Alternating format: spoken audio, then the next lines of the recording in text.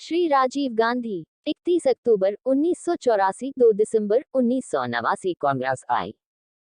40 वर्ष की उम्र में प्रधानमंत्री बनने वाले श्री राजीव गांधी भारत के सबसे कम उम्र के प्रधानमंत्री थे और संभवतः दुनिया के उन युवा राजनेताओं में से एक हैं जिन्होंने सरकार का नेतृत्व किया है।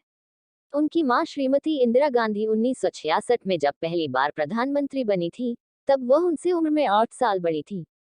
उनके महान नानाजी पंडित जवाहरलाल नेहरू 58 वर्ष के थे जब उन्होंने स्वतंत्र भारत के प्रथम प्रधानमंत्री के रूप में 17 साल की लंबी पारी शुरू की थी। देश में पीढ़ीगत बदलाव के अग्रदूत श्री गांधी को देश के इतिहास में सबसे बड़ा जनादेश प्राप्त हुआ था। अपनी मां की हत्या के शोक से उबरने के बाद उन्होंने लोकसभा के लिए चुनाव कराने का आदेश दिया। उस चुनाव में कांग्रेस को पिछले 7 चुनावों की तुलना में लोकप्रिय वोट अधिक अनुपात में मिले और पार्टी ने 508 में से रिकॉर्ड 401 सीटें हासिल की। 700 करोड़ भारतीयों के नेता के रूप में इस तरह की शानदार शुरुआत किसी भी परिस्थिति में उल्लेखनीय मानी जाती है। यह इसलिए भी अद्भुत है क्योंकि वे उस राजनीतिक परिवार से संबंधित थे जिसकी 4 पीढ़ियों ने स्वतंत्रता संग्राम के दौरान एवं इसके बाद भारत की सेवा की थी। इसके बावजूद श्री गांधी राजनीति में अपने प्रवेश को लेकर अनिच्छुक थे एवं उन्होंने राजनीति में देर से प्रवेश भी किया। श्री राजीव गांधी का जन्म 20 अगस्त 1944 को बंबई में हुआ था। वे सिर्फ 3 वर्ष के थे जब भारत स्वतंत्र हुआ और उनके दादा स्वतंत्र भारत के प्रथम प्रधानमंत्री बने। उनके माता पिता लखनऊ से नई दिल्ली आकर बस गए। उनके पिता फिरोज गांधी सांसद बने एवं जिन्होंने एक निडर तथा मेहनती सांसद के रूप में ख्याति अर्जित की। राजीव गांधी ने अपना बचपन अपने दादा के साथ 3 मूर्ति हाउस में बिताया जहां इंदिरा गांधी ने प्रधानमंत्री की परिचारिका के रूप में कार्य किया। वे कुछ समय के लिए देहरादून के वेलहम स्कूल गए लेकिन जल्द ही उन्हें हिमालय की तलहटी में स्थित आवासीय दून स्कूल में भेज दिया गया। वहां उनके कई मित्र बने जिनके साथ उनकी आजीवन दोस्ती बनी रही। बाद में उनके छोटे भाई संजय गांधी को भी इसी स्कूल में भेजा गया जहां दोनों साथ रहे। स्कूल से निकलने के बाद श्री गांधी कैम्ब्रिज के ट्रिनिटी कॉलेज गए लेकिन जल्द ही वे वहां से हटकर लंदन के इंपीरियल कॉलेज चले गए। उन्होंने वहां से मैकेनिकल इंजीनियरिंग की पढ़ाई की। यह तो स्पष्ट था कि राजनीति में अपना करियर बनाने में उनकी कोई रुचि नहीं थी। उनके सहपाठियों के अनुसार उनके पास दर्शन, राजनीति या इतिहास से संबंधित पुस्तकें न होकर विज्ञान एवं इंजीनियरिंग की कई पुस्तकें हुआ करती थीं। हालांकि संगीत में उनकी बहुत रुचि थी। उन्हें पश्चिमी और हिंदुस्तानी शास्त्रीय एवं आधुनिक संगीत पसंद था। उन्हें फोटोग्राफी एवं रेडियो सुनने का भी शौक था। हवाई उड़ान उनका सबसे बड़ा जुनून था।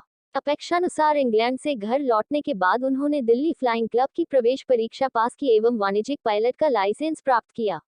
जल्द ही वे घरेलू राष्ट्रीय जहाज कंपनी इंडियन एयरलाइंस के पायलट बन गए। कैम्ब्रिज में उनकी मुलाकात इतालवी सोनिया मैनो से हुई थी जो उस समय वहां अंग्रेजी की पढ़ाई कर रही थी। उन्होंने 1968 में नई दिल्ली में शादी कर ली। वे अपने दोनों बच्चों राहुल और प्रियंका के साथ नई दिल्ली में श्रीमती इंदिरा गांधी के निवास पर रहे। आसपास राजनीतिक गतिविधियों की ऐसी हलचल के बावजूद वे अपना निजी जीवन जीते रहे। लेकिन 1980 में एक विमान दुर्घटना में उनके भाई संजय गांधी की मौत ने सारी परिस्थितियां बदल कर रख दी। उन पर राजनीति में प्रवेश करने एवं अपनी मां को राजनीतिक कार्यों में सहयोग करने का दबाव बन गया। फिर कई आंतरिक एवं बाह्य चुनौतियां भी सामने आईं। पहले उन्होंने इन दबावों का विरोध किया लेकिन बाद में वे उनके द्वारा दिए गए तर्क से सहमत हो गए। उन्होंने अपने भाई की मृत्यु के कारण खाली हुए उत्तर प्रदेश के अमेठी संसद क्षेत्र का उपचुनाव जीता।